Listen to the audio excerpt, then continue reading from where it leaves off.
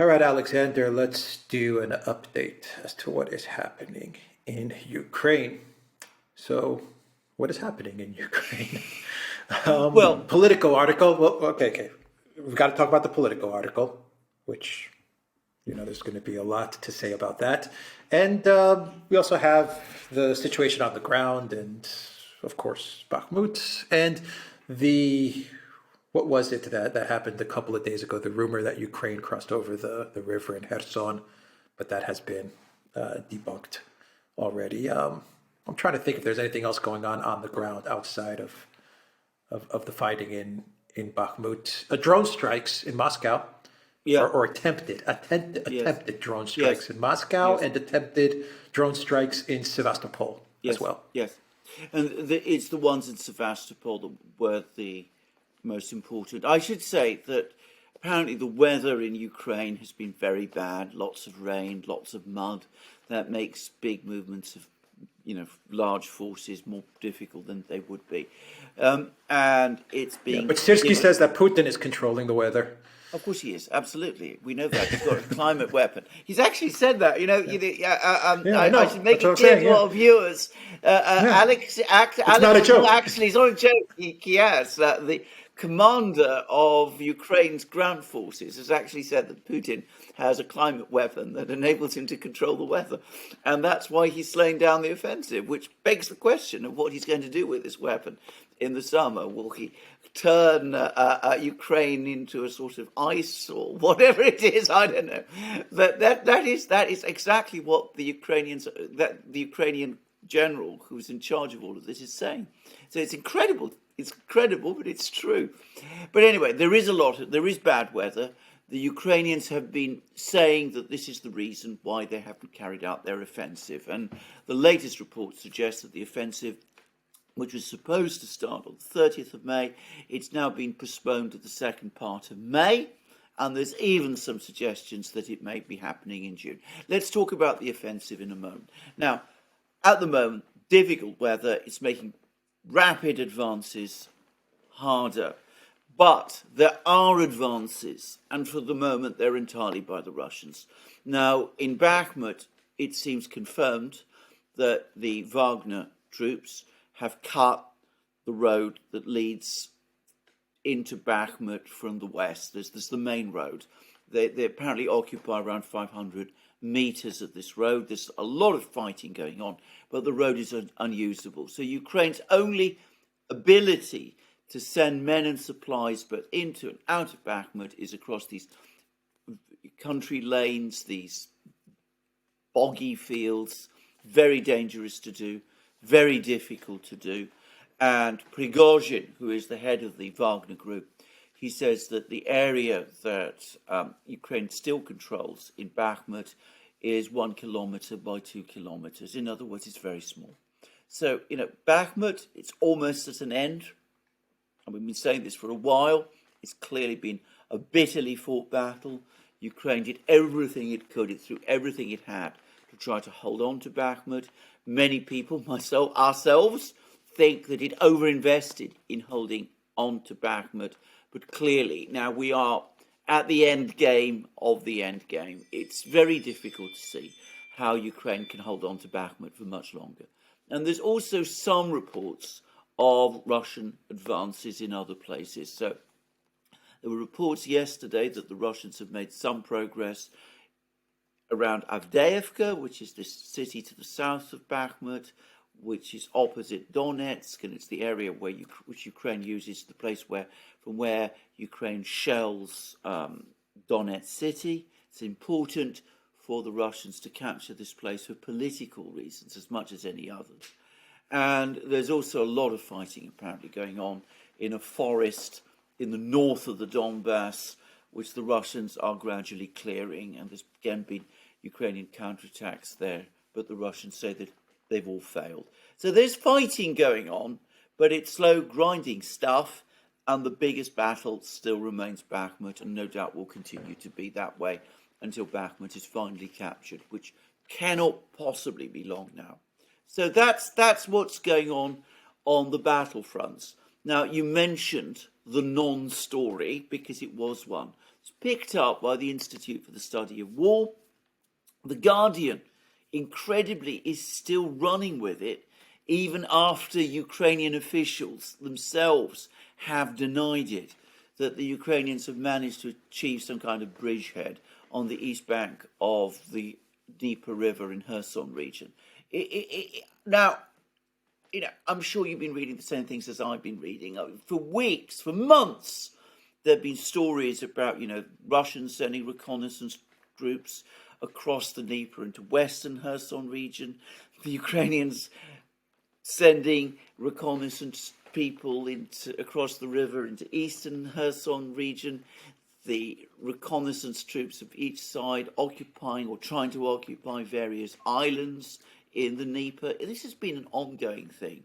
These are small groups of men on boats crossing the Dnieper backwards and forwards. There was a bizarre story about a week ago that one Russian group operating in the west part of the Dnieper captured a Leopard 2 tank and sank it in a bog, which is a story which I didn't believe. And from time to time, as I said, the Ukrainians cross the Dnieper themselves, and they occupy the odd abandoned cottage, specifically in marshy areas. The Russians find out that they're there. The Russian artillery mortars immediately attack. The Ukrainians pull out and go back across the Dnieper. And this has been going on for ages. But presumably, because things are not going well on the battlefronts and the Ukrainians are not achieving any big advances, we've had this story, which the Ukrainians themselves have denied, that Ukraine has actually established some sort of permanent presence across the Dnieper River. It isn't true, as you rightly said. It's been debunked. The way in which some elements of the Western media, not, it should be said, most of the media in the West, but some of the elements of the Western media have run with this story, is frankly desperate.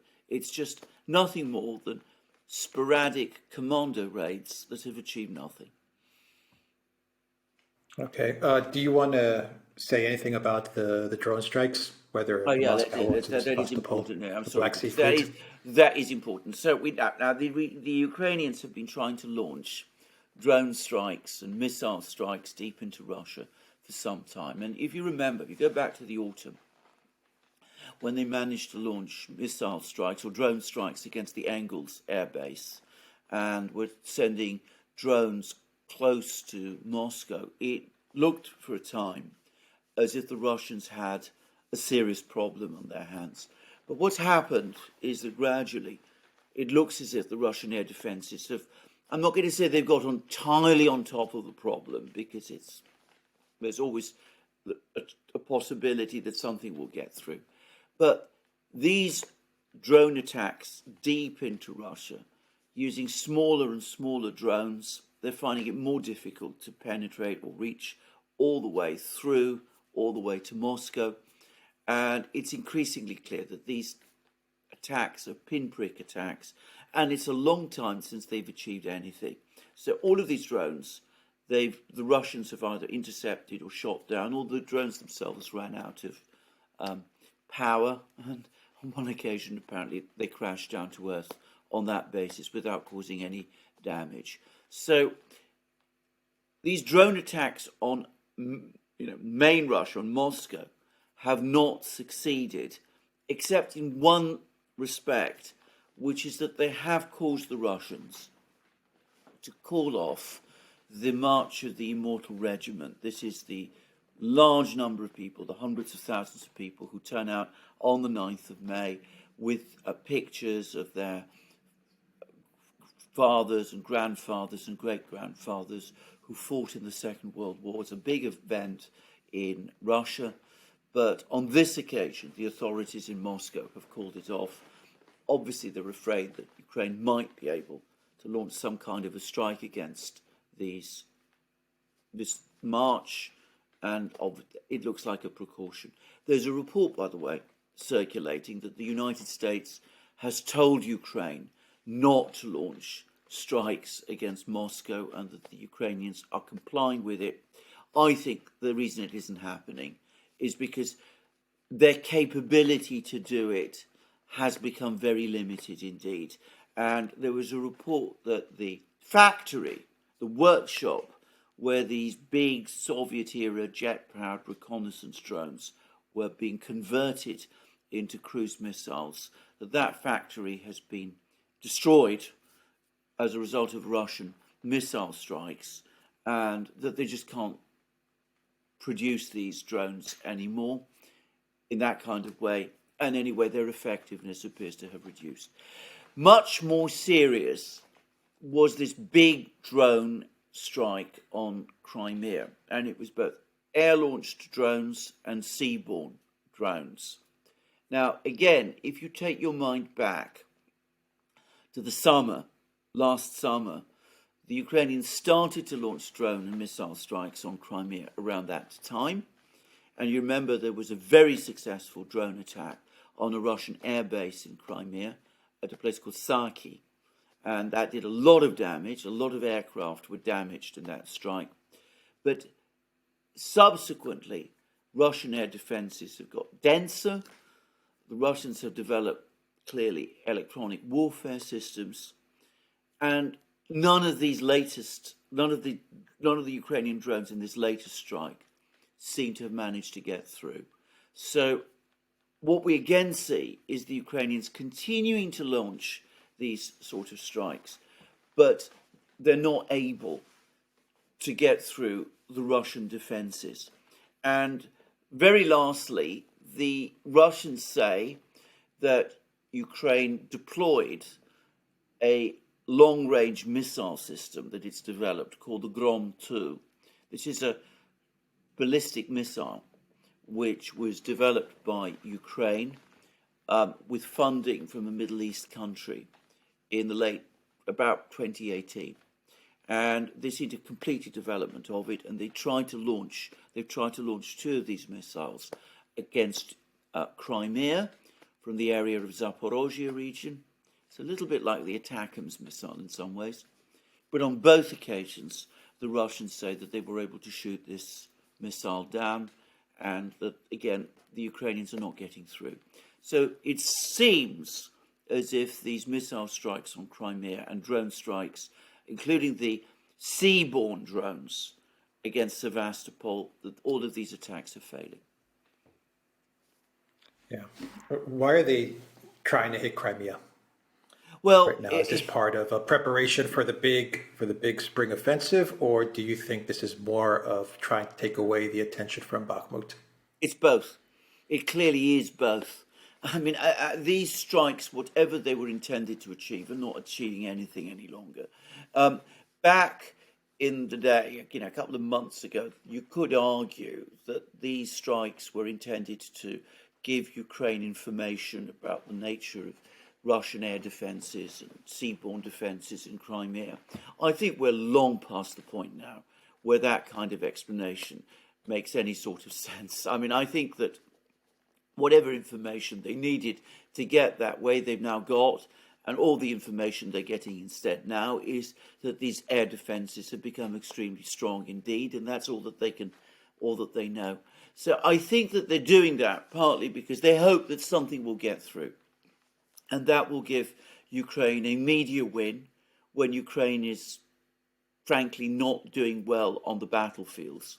But I think also it is intended to some extent to provide a kind of curtain raiser for the spring offensive, where the idea is you capture territory, bring your missile launchers closer to Crimea, start raining missiles down on Crimea, and that way, you'll force the Russians to pull out of Crimea, something along those lines.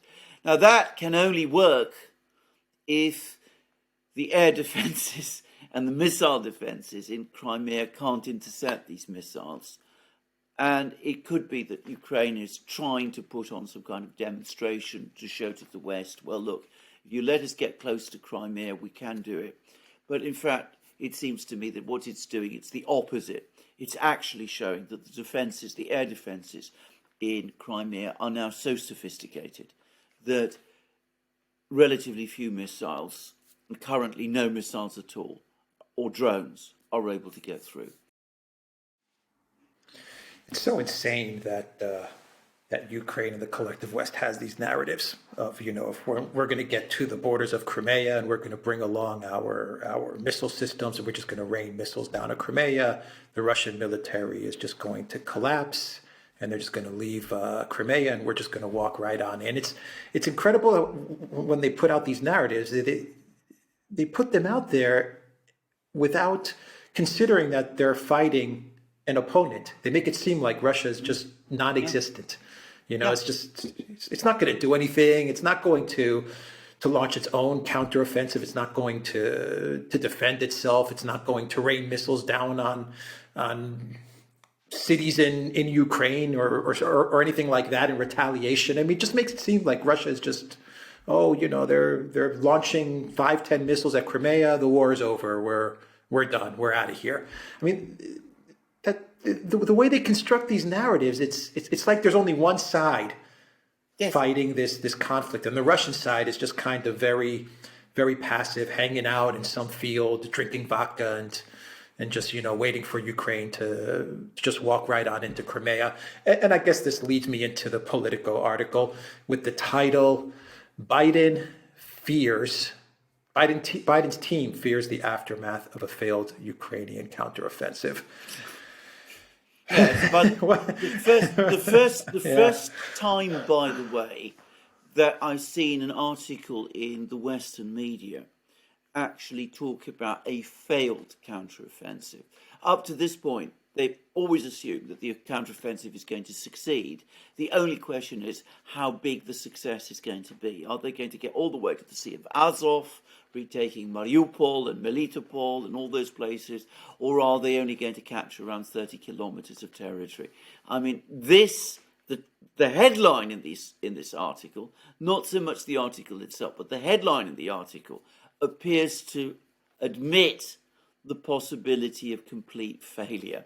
That's quite an admission, actually.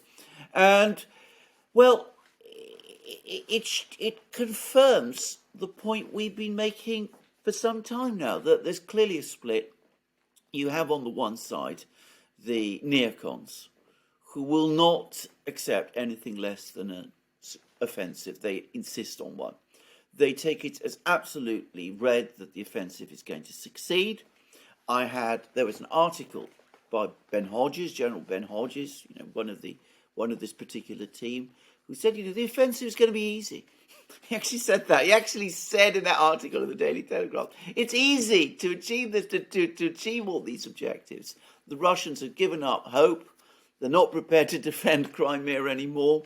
They're open to panic. After all, the holiday makers left Crimea when the missiles started to fall, so you mustn't expect the Russian army to put up much of a fight. So they're insisting that this offensive go on. And on the other hand, you have the other side, the military, some of the people in the intelligence world.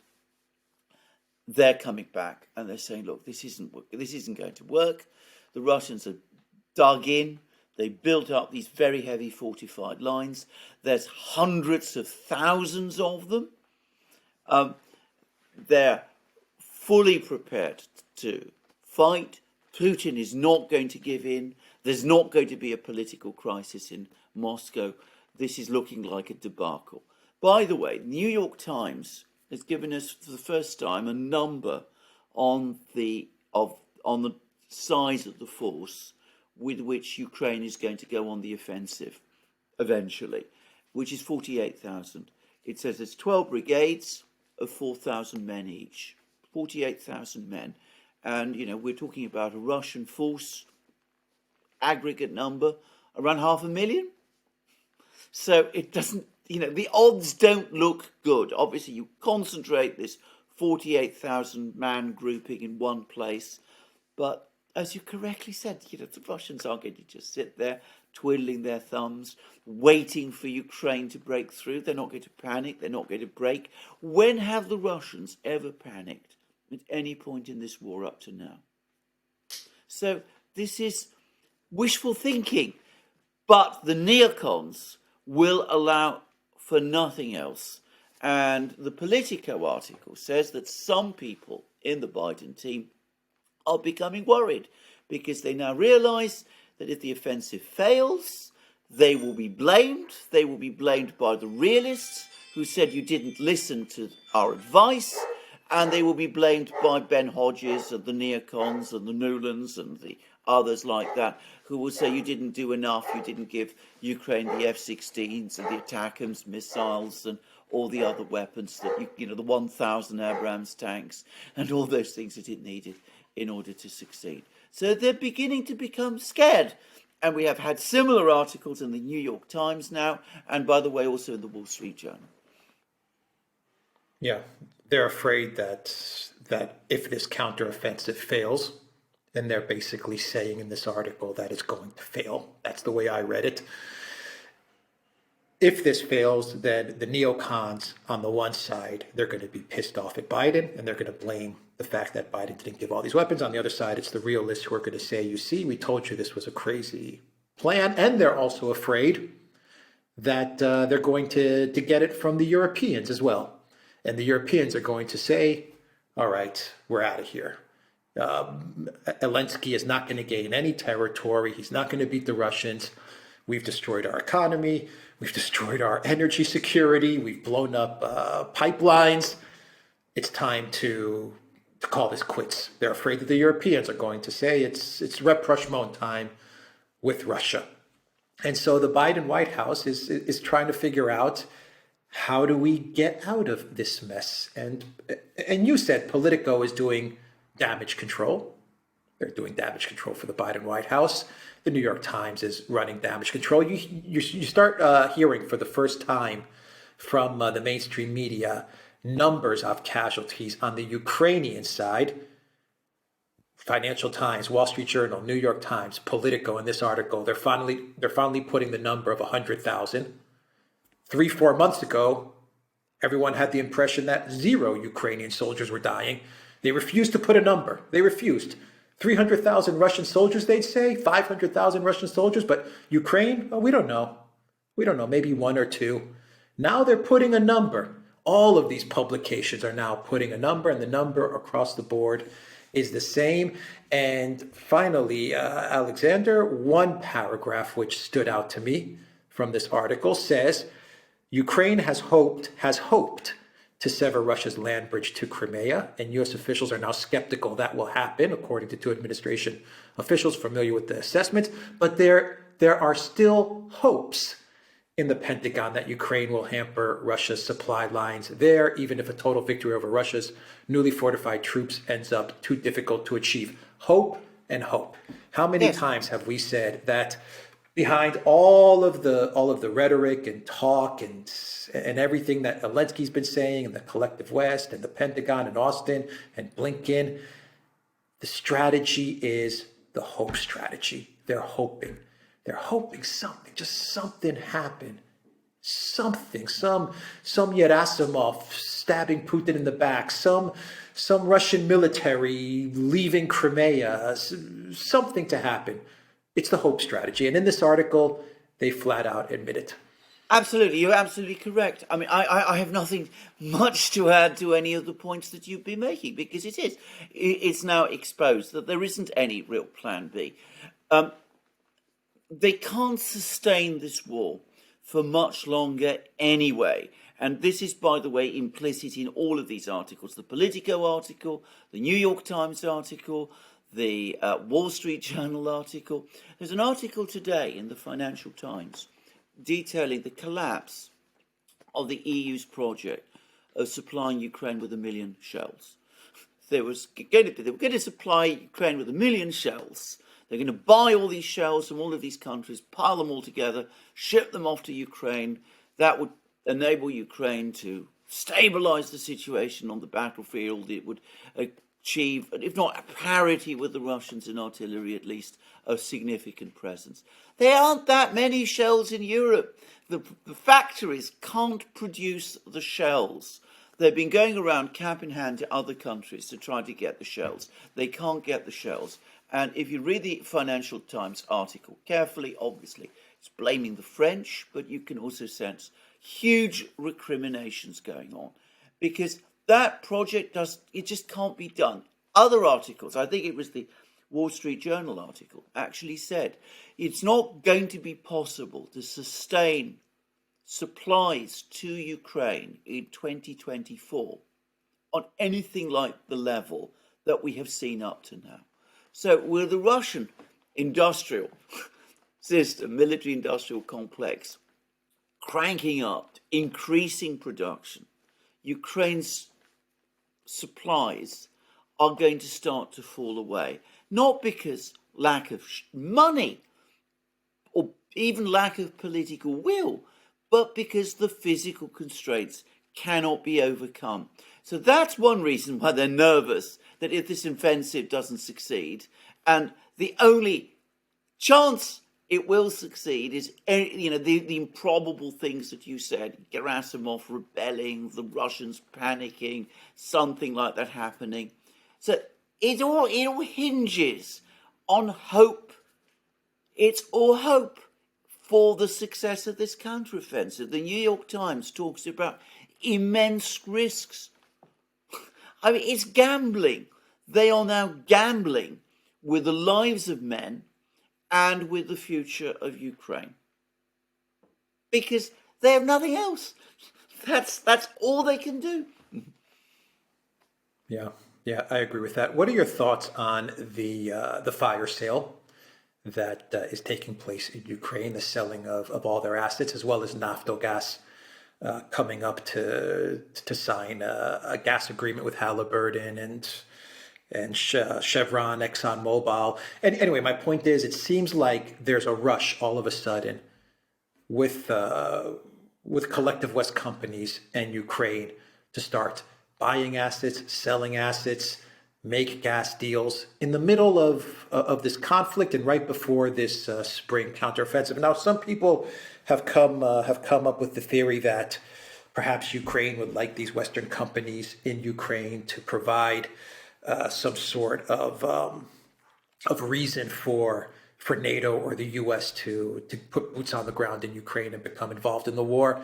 My thinking is that this is a sign of the Zelensky regime, as well as the globalist companies, the neoliberal companies, kind of saying, let's grab whatever we can now and let's get out of here, because the Political article references Afghanistan quite a lot. And I don't think they're referencing Afghanistan by accident. I'm thinking that they're expecting some sort of collapse, some sort of president leaving the country with suitcases full of money. And my thinking is that these companies are saying, let's buy up assets, let's create insurance policies against these deals, and we'll make profits one way or another. You are absolutely right, and I completely agree with you. This isn't some long-term, deeply laid plan to lock the West in. That's an absurd idea. I mean, it's not a lack of political will in the West, as I said, to support Ukraine. That's the problem. It's means. And the people around Zelensky, and undoubtedly Zelensky himself, understand this by now. So they know that the writing is on the wall. So make as much as you can, as fast as you can, get it all out before you yourself go. This is what this is about. And that's why there is this fire sale going on. And as you absolutely rightly say, the companies, the Western companies that are closing in, they can also undoubtedly see that the writing is on the wall, but they're getting a backstop. They know that there will be a backstop either from the insurance companies or more probably from the US government. I mean, always remember that, the US taxpayer, there might be all kinds of guarantees being given from the Biden administration. Remember, the Biden administration, the Biden team giving those guarantees, it's not their money that's at stake. It's the US taxpayers' money that's at stake. So they are pushing these companies in. The companies will also take whatever they can out as fast as they can, and everybody will go. The only people who will be the losers are the US taxpayers and the European taxpayers who have been funding this adventure ever since it first started, not a year ago, 8 years ago, back in 2014, and even before. They've been funding this laundry exactly as they'd funded it in Afghanistan. They're the losers. These people are the winners, at least financially. They know it. They're getting as much money out now before, as I said, the curtain drops.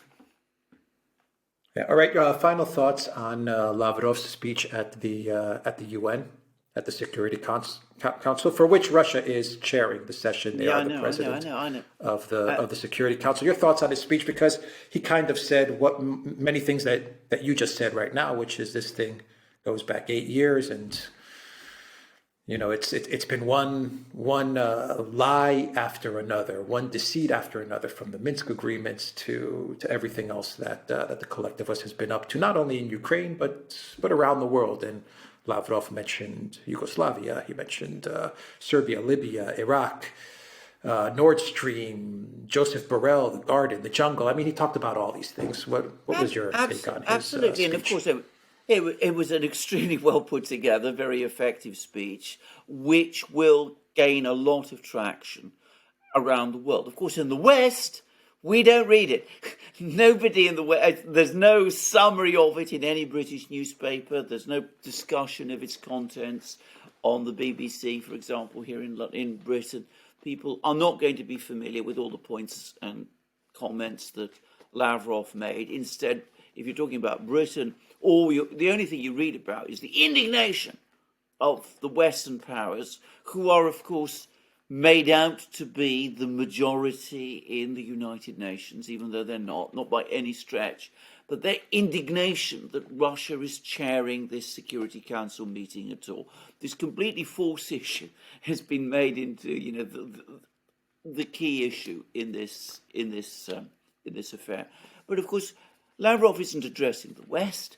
He is addressing the global community of nations outside the West. And he's winning. The Russians are winning. In fact, not winning this argument. They have won this argument. People around the world, governments around the world, know all about the Minsk Agreement. They know all about the promises that were given to Russia way back in 1989, in 1990, 1991. NATO won't expand an inch east. They know all about the arms control treaties that were negotiated at roughly that time. They know all of these things.